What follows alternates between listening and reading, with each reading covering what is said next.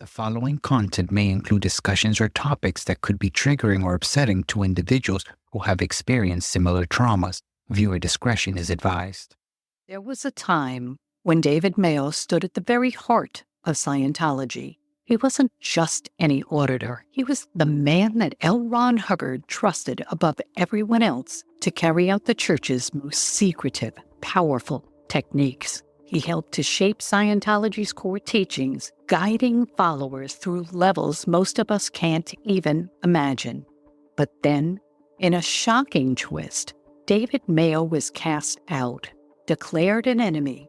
He was labeled a suppressive person, or an SP, by the very church he'd helped to build. Just imagine, one day you're on the inside, trusted with the deepest secrets, and the next you're on the outside, cut off, fighting for your reputation and your life. How does someone go from being Hubbard's right-hand man to one of the most feared enemies of Scientology? What did Mayo know? And why was the church so desperate to silence him? In this episode, we'll take a deep dive into David Mayo's rise within Scientology, his close relationship with L. Ron Hubbard, and his pivotal role in developing their most sacred techniques. And we'll uncover the intense battle that followed when he was declared a suppressive person. So what really happens when one of Scientology's most influential figures turns against the church? Let's find out. I'm Sandy McKenna, and along with Abraham Ulrich, welcome to the Sins of Scientology.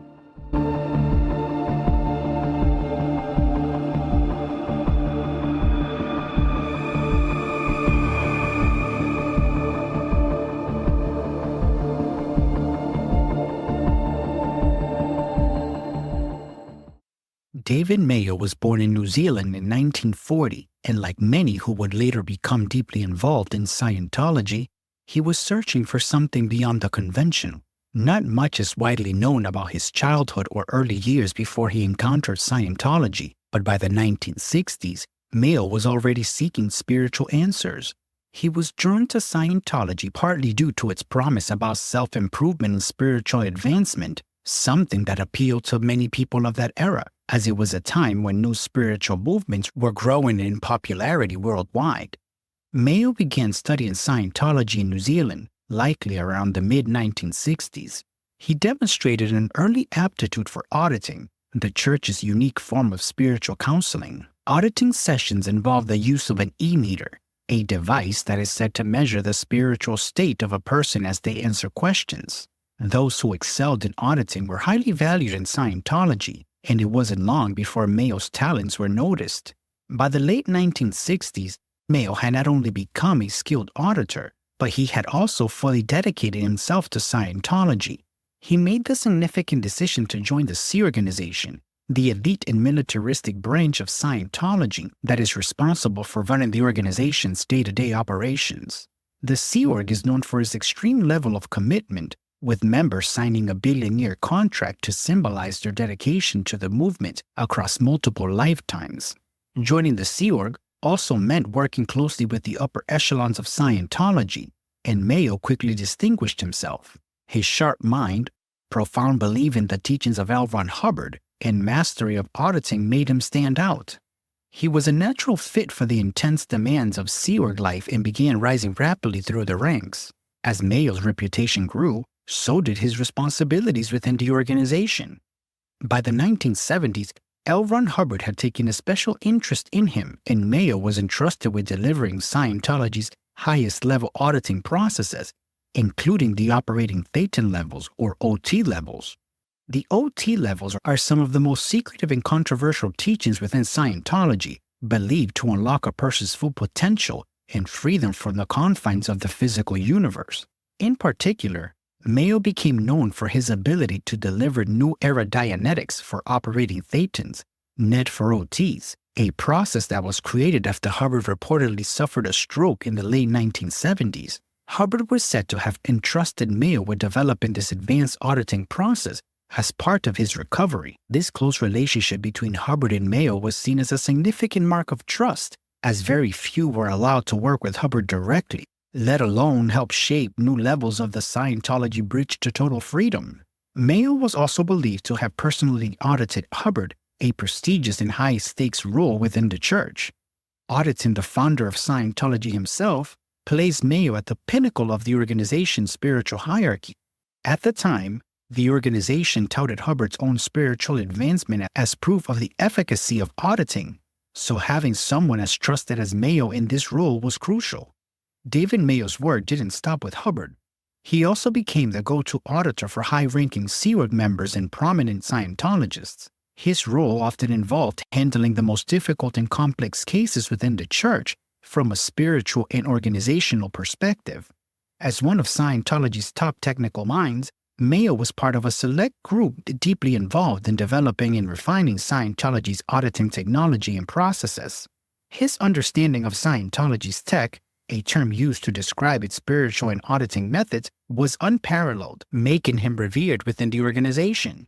Mayo's reputation within Scientology was both a blessing and a burden. On the one hand, he was respected and admired for his skills and contributions to advancing Scientology's spiritual technology. On the other hand, this prominence also made him a potential rival for others within the organization, especially as power struggles within the leadership began to emerge, particularly around the time when L. Ron Hubbard was in hiding due to legal battles. By the late 1970s and early 80s, Mayo had become one of the most influential figures in the church, often seen as a technical authority on Hubbard's teachings.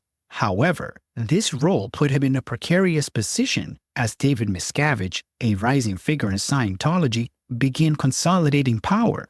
Mayo's position as Hubbard's favorite auditor made him a threat to the internal dynamics of the church, and his rise may have sparked jealousy and competition among other senior members. Ned for OTs, or New Era Dianetics for operating Thetans, was considered revolutionary within the church. It was built on earlier principles of Dianetics, but was tailored to address what Hubbard called the spiritual blockages that prevented OTs from fully realizing their potential. It was said to be one of the most effective methods for freeing individuals from their past traumas, also referred to as engrams in Scientology. Hubbard publicly endorsed this new technique, which helped elevate David Mayo's status as a technical leader within the organization. Mayo's development of this process solidified his place as one of Hubbard's closest and most trusted associates during this time, and it was through this effort that he earned the title of Senior Case Supervisor International. While Hubbard was a figurehead, Mayo became known as the man behind the curtain, responsible for implementing and overseeing these new, advanced auditing techniques. His role in creating Ned for OTs was so pivotal that Mayo effectively became the face of technical advancement within Scientology. Mayo's close relationship with Hubbard was not just professional, it was personal. After Hubbard's stroke, Mayo acted as his personal auditor, tasked with guiding Hubbard through his own spiritual recovery using the very techniques Hubbard himself had created. This was no small responsibility. Auditing someone, particularly at the highest levels of Scientology, was seen as an intensely private and sacred process. Being Hubbard's auditor placed Mayo in an incredibly privileged position within the church. In many ways, David Mayo became the guardian of Scientology's most sensitive and high-level processes. He was the one to whom Hubbard turned when he needed help or when new issues arose that required technical innovation. Mayo's role wasn't just limited to auditing Hubbard. He was responsible for overseeing the auditing of top-level Sea Org members and influential Scientologists. He became a central figure in ensuring that Hubbard's vision for the upper levels of Scientology, particularly the OT levels, was being delivered effectively. His mastery over the technical side of Scientology meant that he wielded immense power, especially within the Sea Org, where auditing was one of the key tools used for spiritual advancements and control. His presence was so significant that many Scientologists believed that Mayo was the only person qualified to take over the technical leadership of the church should anything happen to Hubbard. In fact, within Scientology circles, Mayo's knowledge of the auditing processes was seen as crucial to ensuring that Scientology could continue functioning at its highest levels. Despite his power and close relationship with Hubbard, David Mayo's position within the church would become increasingly precarious in the early 1980s. By this time, David Miscavige, who would later become the undisputed leader of Scientology, was rapidly rising through the ranks. Miscavige, known for his aggressive and authoritarian style, was consolidating power within the organization. His rise was marked by desire to centralize control, which put him at odds with many senior church members, including Mayo. One of the key tensions between Mayo and Miscavige centered around control over the tech and its application. As Senior Case Supervisor International, Mayo held immense sway over the technical aspects of Scientology, which included auditing and spiritual processes that were essential to the organization's identity. Miscavige, however, wanted full control over the church's operations and was known for his willingness to oust anyone he saw as a threat to his authority. Mayo's close relationship with Hubbard, his development of Ned for OTs, and his role as Hubbard's personal auditor made him a formidable figure within Scientology's leadership structure. However, his prominence also made him a target. Miscavige saw Mayo's influence over the technical aspects of Scientology as a threat to his growing power. Reports from former Scientologists suggest that Miscavige began maneuvering to marginalize Mayo, undermining his authority and planting the seeds for Mayo's eventual expulsion. The exact nature of the conflict between Mayo and Miscavige remains somewhat shrouded in secrecy, but it is clear Miscavige viewed Mayo as a rival. As Hubbard became more and more reclusive and less involved in the day-to-day running of Scientology, Miscavige's influence grew, and Mayo's position became increasingly vulnerable. By 1982, tensions reached a breaking point. Mayo was abruptly declared a suppressive person, and despite his years of service and deep involvement in its most sacred processes, this designation led to Mayo's immediate expulsion from the church. Miscavige's rapid consolidation of power meant that even someone as influential as Mayo could be removed if seen as a potential rival. Mayo's expulsion marked an end of an era within Scientology. The man who had once been Hubbard's most trusted technical leader was now ostracized, and David Miscavige took complete control of the organization, steering it in a more authoritarian direction. In the years that followed, Mayo would go on to challenge Scientology legally, creating the Advanced Ability Center, AAC, an independent Scientology splinter group. But the full force of Scientology's legal machine would be brought upon him. In 1982, something happened that sent shockwaves through the world of Scientology. David Mayo, once one of L. Ron Hubbard's most trusted and loyal associates, was suddenly declared a suppressive person, or SP, and expelled from the church. For those unfamiliar with the term, being declared an SP is the ultimate condemnation within Scientology. It's a label reserved for individuals considered enemies of the church. Once someone is branded as such, they are entirely cut off, not only from the organization, but from their family, friends, and anyone still involved in Scientology. So how does someone like David Mayo, who was so high up, fall so dramatically? On the surface, the official reason given for Mayo's expulsion was that he was accused of altering Hubbard's tech, the methods and practices that are the foundation of Scientology's spiritual processes. Altering the tech is a serious offense in the church, tantamount to hearsay, but those close to Mayo and even many who later left Scientology have suggested that the real reason for his fall was tied to a power struggle at the highest level of the organization. At the center of the struggle was David Miscavige, at the time, a young ambitious Sea Org member who had rapidly risen through the ranks. By the late 1970s, Miscavige began consolidating power, especially as L. Ron Hubbard became reclusive following his stroke. While Hubbard was still technically in charge, it was clear that Miscavige was positioning himself to control the future of Scientology. And Mayo, with his deep knowledge of the auditing processes and his close relationship with Hubbard, he was seen as a potential rival. As Miscavige's influence grew, so did the tensions. Mayo, who had been working closely with Hubbard for years, was viewed as a threat by Miscavige. Some reports suggest that Mayo's position as a trusted auditor, his leadership, and the loyalty he inspired among other Scientologists made him a target. If Miscavige was going to secure his control, he needed to eliminate anyone who could challenge him, and that meant David Mayo had to go. In 1982, the axe fell. Mayo was declared an SP, effectively purging him from the organization. For someone who had dedicated his life to Scientology, being expelled was a devastating blow. And for the people who looked up to Mayo, it was a moment of shock and disbelief. His fall was sudden, and with it, any connection he had to the world of Scientology was severed. But Mayo wasn't the type to fade into the background quietly. Soon after expulsion, he founded the Advanced Ability Center, AAC, in Santa Barbara, California. The AAC was essentially a breakaway group where Mayo and a few former Scientologists continued to practice and offer auditing services based on the techniques he had developed while inside the church. It was a bold move, and it wasn't long before the Church of Scientology took notice and action. The AAC attracted several disaffected Scientologists, especially those who had become critical of the increasingly authoritarian direction the church was taking under David Miscavige's leadership. Mayo centers provided them with a way to continue their spiritual practice without the strict control of the church hierarchy. For many, it was a place of refuge. But Scientology's leadership wasn't going to let Mayo operate freely. In the eyes of the church, he was committing the ultimate sin, using their technology outside of their control.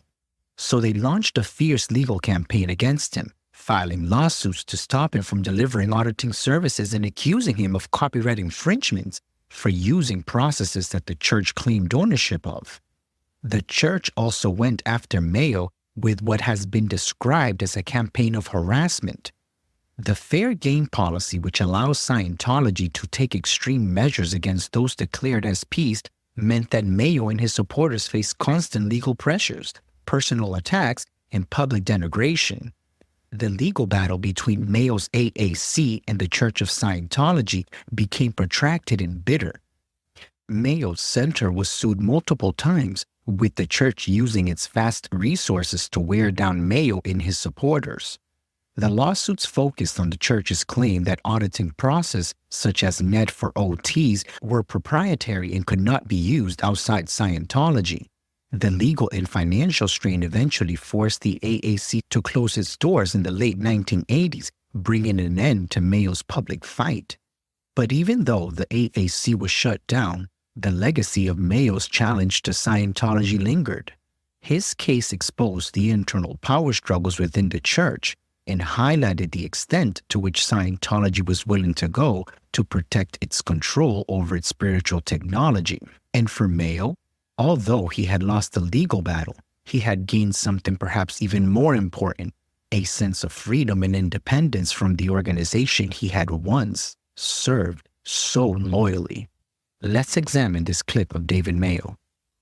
There's a dispatch that's often been mentioned by various people, and I'll mention it again today because there's not a great deal known about it, that I received in April of 1982, and I consider it one of the most significant dispatches that I've received from LRH. In April of 1982, I got this dispatch from him, and it was about 20-odd pages long, single-space typed. It was quite a long one. And he described what he expected to happen in the future and over the next 20 to 25 years. Although he'd been training me to do this for some time, and I'd known that he wanted me to be able to carry on and release these OT levels when the time came, in this dispatch he actually formally stated it in writing. That's what he wanted me to do. And at the time he said he was actually turning the hat over. He also told me at the time that he expected to live for a minimum of a few months and perhaps a couple of years at the most.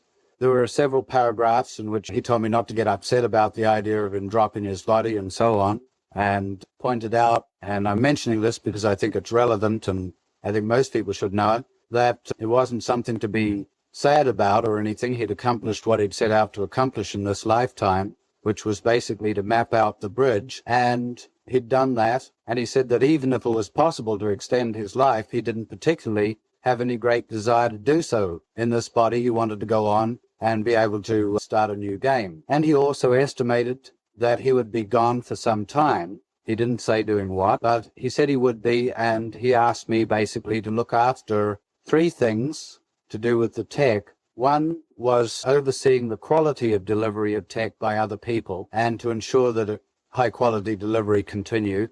To look over the actual technical materials from time to time, because they would need updating as society changed, and then at suitable times in the future to release the as yet unreleased OT levels. And he's made a point in there that by the time I and others had gotten up through these levels ourselves, we would find that it was possible to continue on with the research ourselves, and that he felt that the future was now secure in that he didn't have to be around forever to continue on mapping the route out. He'd done sufficient on that, and he therefore felt that he'd fulfilled his goals and what he called his obligations to mankind and could go off and do something else.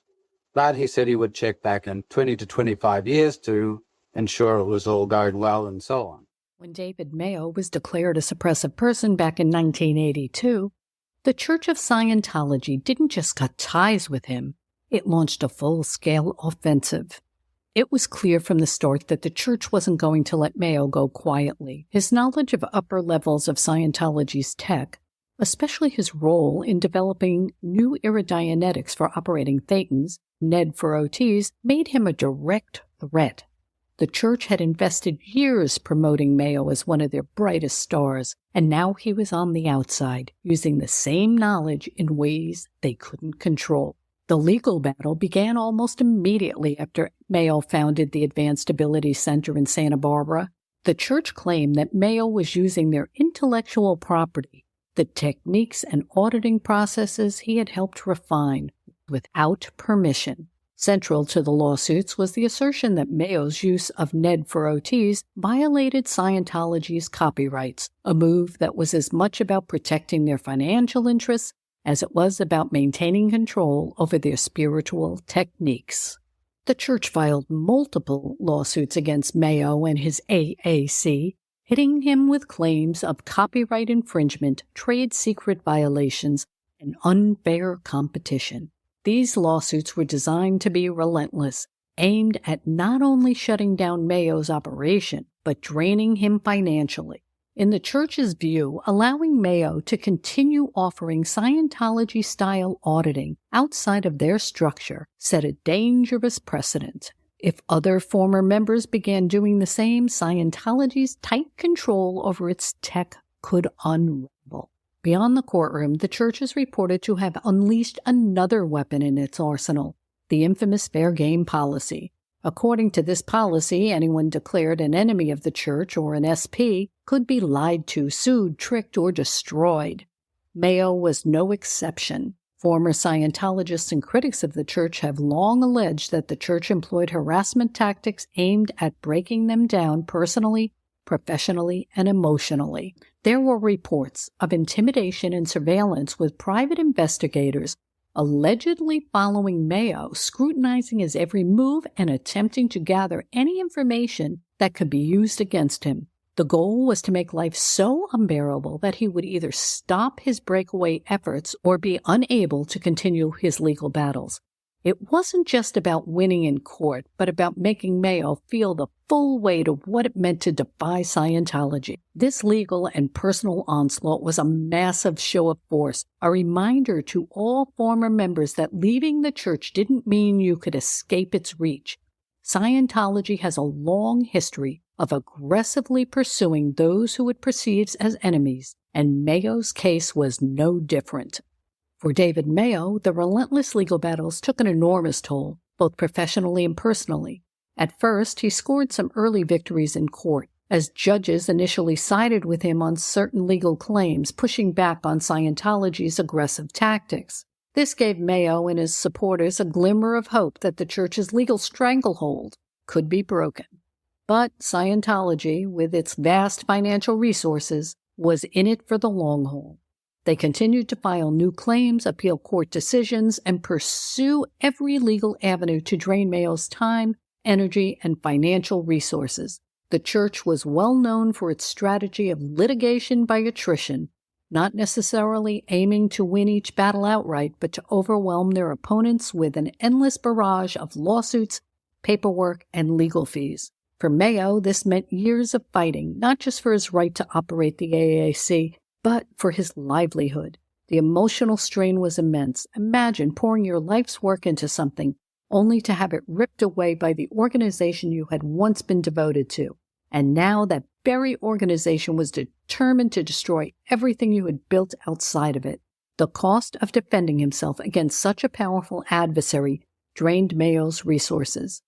Each new legal challenge required more money, time, and emotional resilience. Mayo was facing a machine that never stopped, and eventually he had to make a difficult choice: settle. Settling meant that Mayo could no longer continue to operate the AAC the way he had envisioned. The center, once a haven for former Scientologists looking for a more independent path, closed its doors.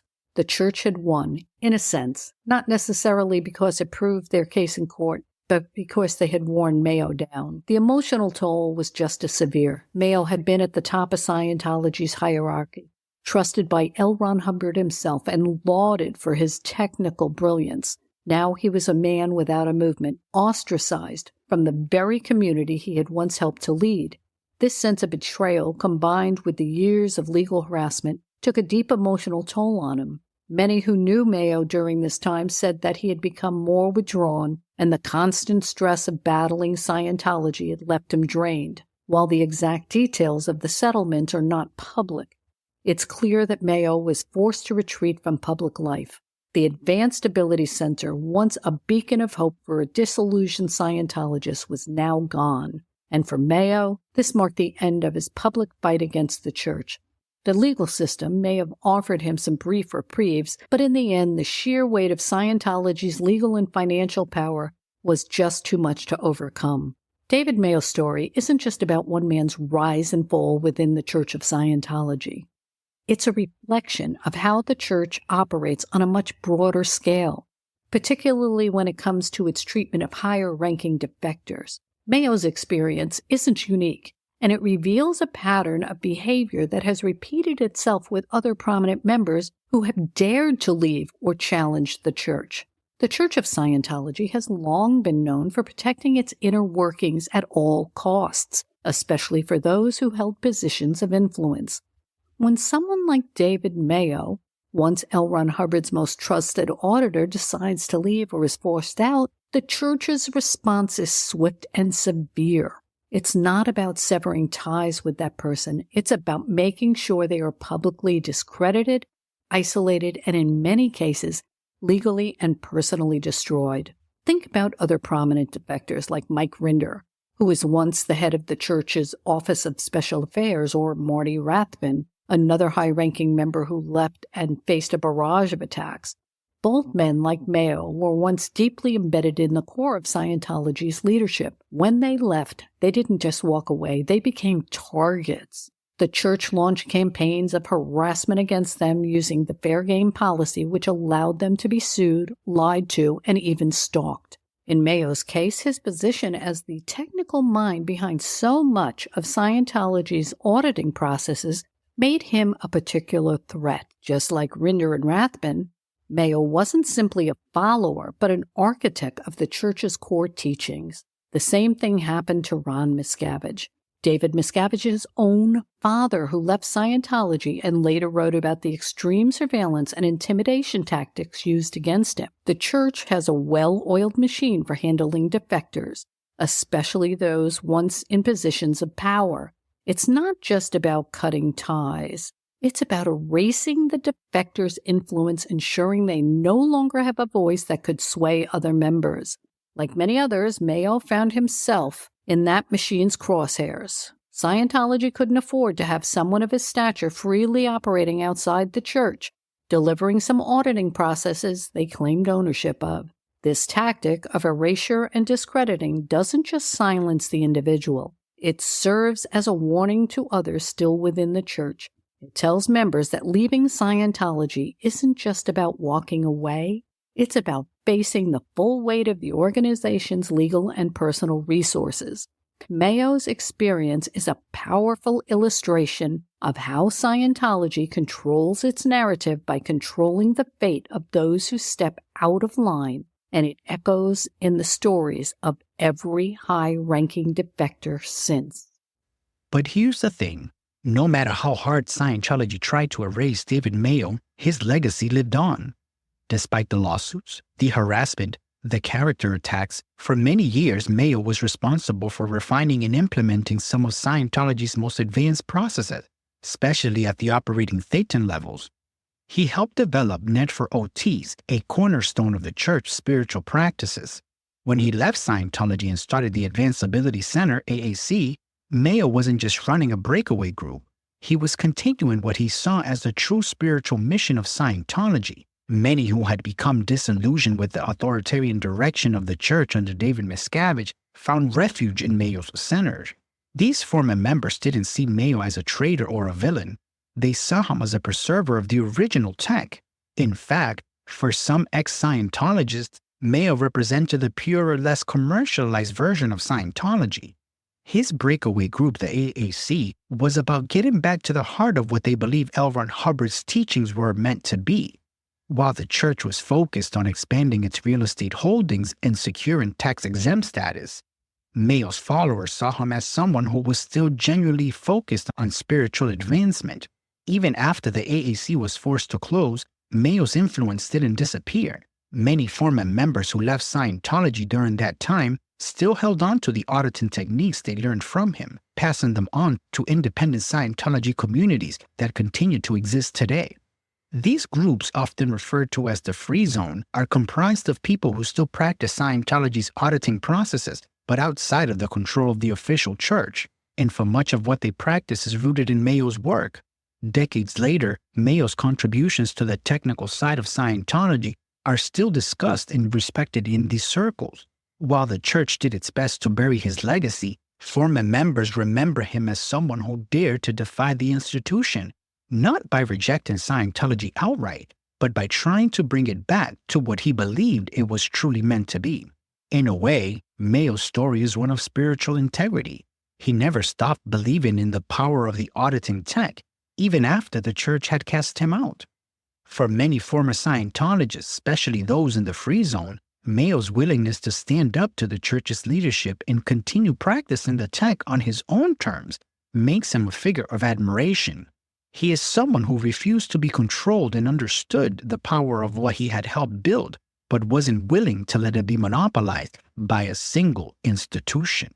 One of the most notable testimonials comes from Jesse Prince, a former high-ranking member of the Church of Scientology who later became a vocal critic of the organization. Prince has spoken about his interactions with David Mayo during their time within Scientology in interviews and public statements. Prince described Mayo as a deeply thoughtful and committed individual who genuinely believed in the power of Scientology's auditing processes. Prince recounts how Mayo's downfall within the organization directly resulted from his opposition to David Miscavige's consolidation of power. In an interview, Prince reflected on the sharp contrast between Mayo's approach, focused on spiritual advancement and auditing, and Miscavige's growing authoritarian control over the church. According to Prince, Mayo was seen as a threat, not because he was disloyal, but because he was too influential and knowledgeable about Scientology's core tech. Another prominent figure who has spoken about David Mayo is Amy Scobie, a former Sea Org executive who has since become a vocal critic of Scientology. In interviews and in her book, Scientology Abuse at the Top, Scobie talks about how Mayo's expulsion from Scientology was a turning point for many within the organization. Scobie recounts that when Mayo was declared an SP, it sent shockwaves through the ranks. For many, Mayo represented the true spirit of Scientology's technical side, and his departure made some question the direction the church was taking under David Miscavige. Scobie mentions how several high-ranking Scientologists like herself quietly questioned Miscavige's leadership after seeing how someone as respected as Mayo was treated. She credits Mayo with planting the seed of doubt that eventually led her and many others to leave Scientology altogether. One of the most revealing sources of testimonials comes from those who were part of Mayo's breakaway group, the Advanced Ability Center, AAC, in Santa Barbara. For many, the AAC was a safe haven, a place where they could continue their spiritual journey without the rigid authoritarianism that had overtaken Scientology under Miscavige. Several former AAC members shared their experiences working with Mayo in interviews and personal writings. They describe him as humble, kind, and deeply committed to helping others through auditing. Unlike the church's increasingly commercialized and authoritarian nature, Mayo's AAC was seen as a return to what many believed was the original spirit of Scientology, focused on spiritual growth and personal freedom. Speaking in an interview, one former AAC member said, "David was nothing like what we'd been taught to believe about leadership in Scientology. He wasn't about power or control. He genuinely believed in the tech and wanted to help people." Another former member reflected on how Mayo's version of Scientology at the AAC felt less about dogma and more about personal exploration. It felt like we were reclaiming something that had been lost. David gave us back the freedom to practice what we believed in without fear or control. Lori Hamilton, an auditor and member of the AAC, gave detailed account of her experiences working with Mayo in interviews and on message boards dedicated to former Scientologists. Hamilton credited Mayo with restoring her faith in Scientology's original teachings. She said that Mayo's leadership at the AAC made her realize that the church under David Miscavige had become a bastion of control, far removed from the principles it was founded on. Hamilton described Mayo as genuinely interested in spiritual enlightenment, not in controlling people. She said he believed in the power of auditing to help people, but it was never about coercion. It was about spiritually getting people to a better place, not trapping them in some system. Her reflections echo those of many who left the church and joined Mayo's breakaway group. They saw him as a true believer who understood the tech at a deep level, but rejected the authoritarian control that had taken over the church after David Miscavige. Here's Mary Freeman, another former member of the Church of Scientology. That also goes for David Mayo. I didn't know David Mayo, but I said, hey, you're going to tell me the person that L. Ron Hubbard picked to be the highest trained, highest classed CS for the entire world, the top case supervisor, that was his personal auditor, that he chose, who helped him when he was sick, who helped him develop a Knots rundown, and audited him and got him well at that time. I said, you're going to tell me that person, David Mayo, woke up one day and turned into an SP? I'm sorry. I can't make myself that stupid. What emerges from these interviews and testimonials is a clear sense that Mayo had a profound impact on those who knew him personally, whether they were high-ranking former Sea Org members or individuals seeking a more independent path in the AAC. These voices all paint a picture of Mayo as a man dedicated to spiritual growth and genuinely believed in the power of Scientology's auditing tech. These testimonials also highlight the betrayal many felt when Mayo was expelled from the church. For people like Jesse Prince, Amy Scobie, and AAC members, Mayo's fall represented a broader loss of faith in the church under Miscavige's leadership. His treatment by Scientology was not seen as a reflection of his failures, but as evidence of the church's growing focus on the power and control rather than the spiritual advancement. In the years since, Mayo's legacy has continued to influence former Scientologists, especially those in the Free Zone, where his contributions to auditing remain respected. Interviews with former members consistently point to Mayo as a beacon of integrity in an organization that, to many, had lost its way. In 1986, Time magazine published an investigative piece about Scientology titled The Thriving Cult of Greed and Power. While it focused more broadly on Scientology as a controversial organization, Mayo's defection and the subsequent litigations he faced were highlighted as examples of how Scientology retaliated against those who left. The piece framed Mayo's story as a part of a larger pattern of intimidation that included legal harassment and character assassination. Time magazine also reported on how Scientology uses tax-exempt status and its vast financial resources to overwhelm former members with lawsuits, making it nearly impossible for defectors like Mayo to fight back on equal footing. The Los Angeles Times was one of the leading newspapers covering Scientology during the 1980s, including the legal battle surrounding David Mayo. In several articles, the LA Times explored Mayo's ousting from the church and the rise of Miscavige as the new leader. Their investigative reports shed light on the internal power struggles within Scientology, with Mayo being depicted as a key figure in Hubbard's inner circle who suddenly found himself targeted. One article from the LA Times highlighted the intensity of the legal warfare ensuing after Mayo established the AAC. The paper reported on the copyrights battle initiated by Scientology and Mayo's claims that the church was using lawsuits to crush any form of dissent. This coverage contributed to a growing public awareness of how Scientology dealt with its defectors, casting the church in an increasingly negative light. Like the LA Times, the Washington Post also covered Scientology's legal actions in the 1980s. Several articles during that period focused on the broader tactics Scientology used against former high-ranking members like Mayo. The paper reported how the church employed its legal muscle to go after Mayo with accusations of intellectual property theft and trade secret violations. A notable piece by the Post described the harassment Mayo faced, including surveillance and intimidation, highlighting Scientology's fair game tactics. The portrayal of Mayo as a victim in these tactics resonated with the public's growing skepticism towards Scientology and contributed to a shift in public sentiment against the organization. Known for its more alternative take on news and culture, The Village Voice also covered Mayo's battle with Scientology.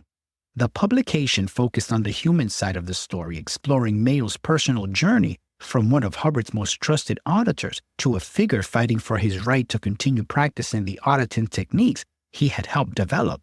The Voice articles often presented Mayo's story in a sympathetic light, portraying him as a whistleblower of sorts, someone who had been a true believer in Scientology's tech, but was now opposing the organization's descent into authoritarianism under Miscavige. As we come to the end of David Mayo's story, we're left with a question. What is the true measure of influence? Is it the power one holds inside an organization, or the impact one leaves behind, even after they've been forced out? When Mayo was cast out of Scientology in 1982, it wasn't just a personal betrayal, it was a seismic shift within the church.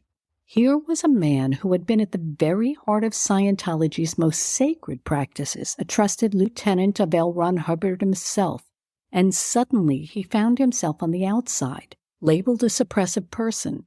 He had helped shape the tech, the processes that Scientology still holds at its core.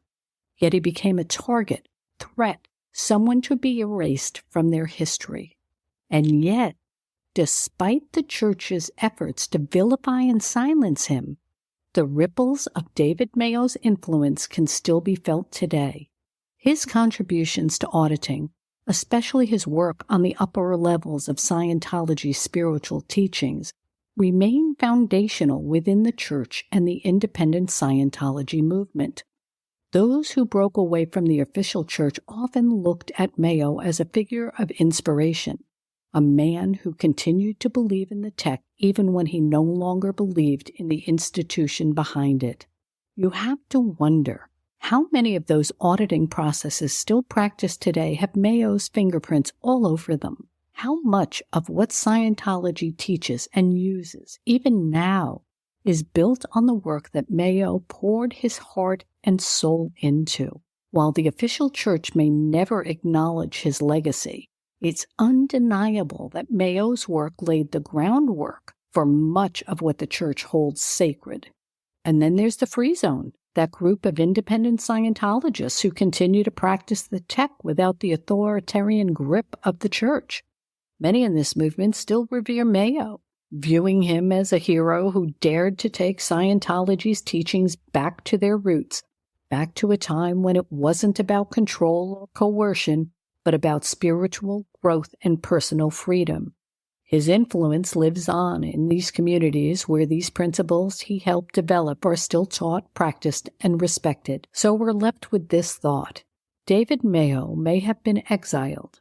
His name may have been dragged through the mud by the church he once helped to lead. But his legacy proves that true influence can't be erased. It lives on in the people he touched, the processes he refined, and the communities he inspired. Ultimately, the question isn't whether David Mayo changed Scientology, because he unquestionably did, but whether Scientology ever fully realized how much he left his mark. Perhaps Mayo's most significant contribution wasn't just the auditing processes he helped to build, but the courage he showed in standing up for what he believed in, even when it meant standing alone. And that brings us to the end of today's episode. David Mayo's journey through Scientology is one of those rare, powerful, and tragic stories. This man was once at the very heart of the organization, trusted with its most sacred teachings, only to be cast out and turned into an enemy. But as we've seen, his influence didn't just disappear. Whether in the official church or in the independent communities that still practice the tech today, Mayo's legacy remains. His story leaves us with a lot to think about, doesn't it? The power dynamics, the harsh reality of what happens when you defy an institution that controls so much, and yet, the idea that influence, real influence, can transcend that. It makes you wonder how many more untold stories there are, people who played pivotal roles but were written out of the narrative. And maybe that's why it's so important to keep talking about these figures like David Mayo, who reminds us that there's always more beneath the surface. I am Abraham Ulrich. Along with Sandy McKenna, thank you for joining us on this episode of Sins of Scientology. We hope you found it as intriguing and thought-provoking as we did. If you enjoyed this episode, please subscribe, leave a comment, and share it with someone you think may be interested. And don't forget to follow us on social media for updates on our next deep dive into the hidden stories in the annals of Scientology. Until then, keep questioning, keep seeking, and may your journey be as rich and enlightening as the stories you encounter.